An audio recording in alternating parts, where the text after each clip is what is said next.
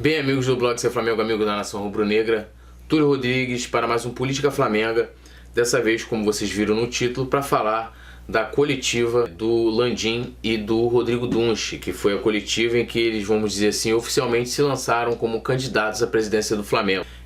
Não foi um lançamento, como chegou a ser meio que divulgado, eles até reiteraram isso lá no evento. E eu vou pegar aqui alguns pontos para a gente debater aqui. Eu pretendo fazer isso com todos os candidatos que vierem fazer coletivas, que vierem apresentar propostas, ou seja, entrevistas, debates, né, na TV, da gente estar trazendo aqui para a gente poder falar das propostas e trazer também minha opinião e a opinião de vocês também.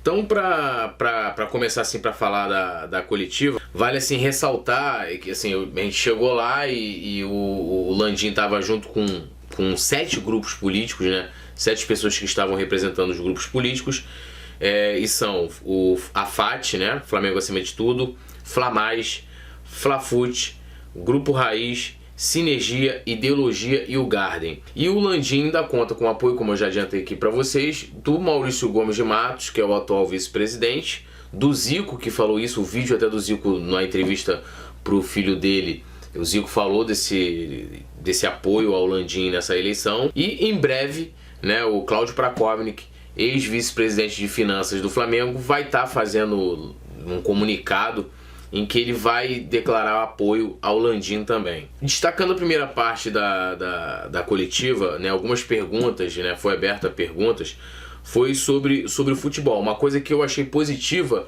foi que o Landim evitou, né, assim, de falar de nomes, né, do elenco atual, da comissão técnica. Uma das coisas que ele falou é que ele vai criar um comitê. Assim, não sei se é um comitê gestor, ele não utilizou esse nome, seria criar um comitê, e aqui eu vou até falar, assim, abrir aspas para ele. O que ele disse foi o seguinte: vamos querer criar um comitê, não queremos deixar isso sozinho na mão de uma pessoa. O comitê vai estabelecer planos e uma série de ações. O cara mais operacional vai prestar contas para esse conselho e não estará na mão dele sozinho toda e qualquer decisão em relação ao futebol. Ele vai ter que prestar contas disso. No Flamengo e em outros clubes isso não existe.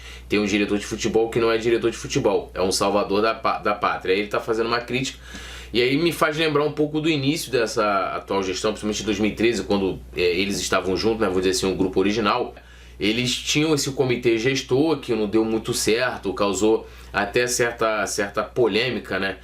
Porque algumas pessoas que faziam parte desse comitê gestor não se sentiam ouvidas, elas achavam que não tinham poder de decisão, e isso acabou não dando certo. E aí eles continuaram ali com a reunião do conselho diretor, e o comitê gestor, né, se findou ao longo do tempo. Uma das coisas que ele falou também foi com relação ao organograma do futebol. E aí ele colocou assim que alguns membros da comissão técnica, como médico, fisiologista, massagista, nutricionista, seriam, vamos dizer assim, terceirizados, não seriam do Flamengo. Aí eu vou abrir aspas novamente aqui pro Landim. Ele fala que, vejo problemas na organização do Flamengo. A pessoa que faz a contratação dos jogadores é a mesma pessoa que recebe os inputs da área de inteligência sobre quais jogadores podem ou não podem ser contratados. A área de desempenho, o médico, fisiologista, massagista, nutricionista, o cara que vai preparar o jogador tem que ser independente, até para que possa ter voz ativa e possa negar a contratação de algum jogador se entender que este não está preparado para ser contratado pelo Flamengo. Se for negar para quem paga o salário dele e quer contratar, fica difícil, a liberdade fica diminuída. Então essa foi uma outra, assim, vamos dizer assim, proposta que a gente conseguiu captar. Eu achei assim, muitas, até mesmo pela maneira das perguntas, muitas respostas evasivas, muitas coisas de senso comum. O Flamengo é vencedor, precisamos levar para vitória, o Flamengo tem que, sei lá, disputar tudo. Isso aí todo mundo sabe, é senso comum e é unânime, mesmo a gente sabendo que a gente não vai ganhar tudo, porque o esporte, um dia a gente perde, um dia a gente ganha. Sobre ingressos, perguntaram para ele, né, teve essa polêmica do último jogo, Flamengo e Cruzeiro pela Libertadores, que o ingresso mais barato cheio era R$180. E aí perguntaram para ele sobre a política de preços de ingresso. E aí ele colocou ali dentro do que ele disse que ele não concorda com essa política adotada de preço de ingresso, e até justificou dizendo que no início eles cobravam né, os valores mais caros, porque na época o Flamengo precisava de dinheiro, e que hoje isso não tem essa necessidade, porque o Flamengo está com as finanças mais equilibradas, sua dívida e tal, não tem essa necessidade de pegar e cobrar esses valores aí exorbitantes. Então, assim, e uma coisa que eu quero colocar aqui pra vocês é que essa coletiva, tá aqui o link na descrição, a gente participou lá, a gente foi cobrir e fizemos uma transmissão ao vivo. Então, assim, algumas coisas eu vou ler aqui a resposta dele, outras não. Então, se você quiser ver, assistir, só ir nesse link aí embaixo que você vai estar vendo a coletiva. E aí ele falou, né, da questão de se valorizar o torcedor e tal, e aí que o Flamengo pode, né, até aqueles jogadores que não tem condições de ir ao jogo muitas vezes, por diversos motivos, de fazer fanfest, ou seria flafest, né, com telões e tal, tipo Copa do Mundo. E aí também se chegou a questão do sócio torcedor, e aí ele falou que eles têm vontade de implantar, né, caso sejam eleitos, a questão da fidelidade, que é até uma promessa, né, do atual vice-presidente de marketing, Daniel Orlean, que ele chegou até a falar aqui com a gente no vídeo, e que seria lançado aí em julho, a gente já está já no mês de agosto, e ainda não foi lançado o plano de fidelidade, ou seja, priorizando aquele torcedor que vai mais aos jogos. Eu não sei porque ainda isso não foi lançado, ou se vai ser lançado ainda esse ano, e eles têm essa ideia, foi o que o Landim falou. Eu fiz duas perguntas lá na coletiva, uma foi sobre o Maracanã.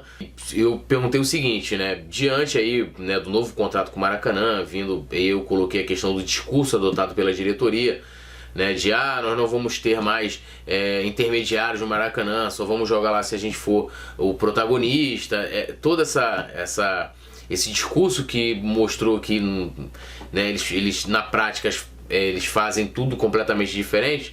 Se ele ia priorizar o Maracanã, esse contrato, né, que o Flamengo tem, que se ele for eleito pegaria, ou qualquer outro candidato, vai pegar boa parte da próxima gestão. Se ele tem a pretensão de brigar pelo Maracanã, para ele ser em definitivo, assim, do Flamengo não ter nenhum intermediário, não ter concessionário, não ter um Sportcom, do Flamengo ser o protagonista do contrato, ou se vai construir um estádio próprio.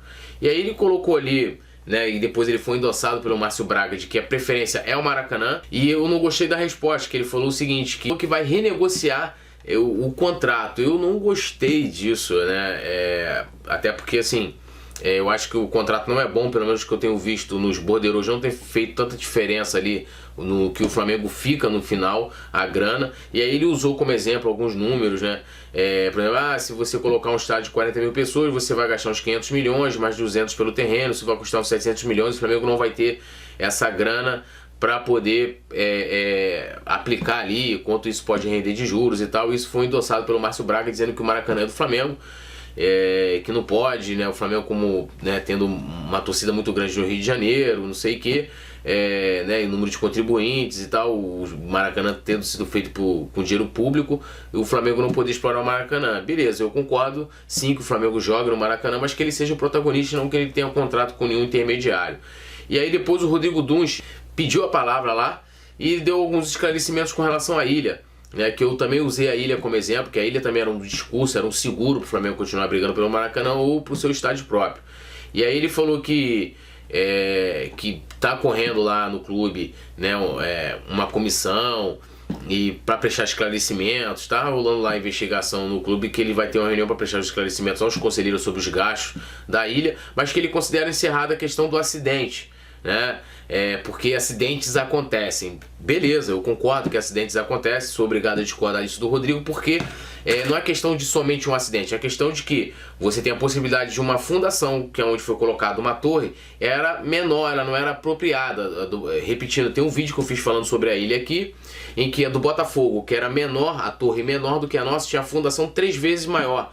Então, assim, não é uma questão simplesmente de foi um acidente e acabou. Eu não concordei com isso, que é uma questão que pode vir a ter processo, segundo o clube diz que processou a empresa diz que não foi notificada, mas a empresa com certeza aí pode futuramente vir processar o clube por ter exposto a empresa, não ter razão, e então não é somente uma questão de foi um acidente, acabou. Não é o Rodrigo que diz isso, e né, no caso seria a justiça, os laudos, né, os documentos, essa questão toda. Então, assim, eu não concordei com essa resposta, também não concordei com o que foi colocado pelo Landim, que eles não vão, eles não têm esse planejamento, pelo menos pelo que foi colocado ali, de construir um estádio próprio. Eles vão jogar no Maracanã.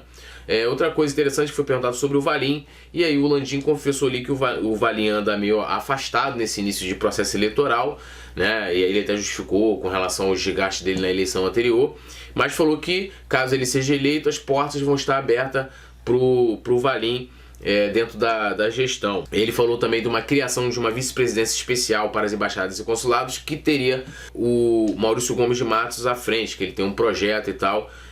Quando eles apresentarem lá o plano de governo deles, vai ser interessante a gente conhecer também esse projeto. E aí foi perguntado com relação, uma pergunta até da Raíza, sobre a relação do Flamengo, né, vamos dizer assim, da influência do Flamengo dentro da Conmebol e da CBF.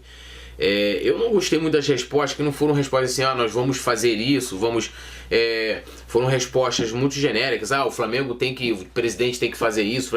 Eu concordo que tem que fazer, né, mas eu quero saber como que vai fazer, para o Flamengo ter uma força política maior dentro não só da CBF e da Conmebol, mas como também dentro da FED e dentro da FIFA. Ser respeitado, ser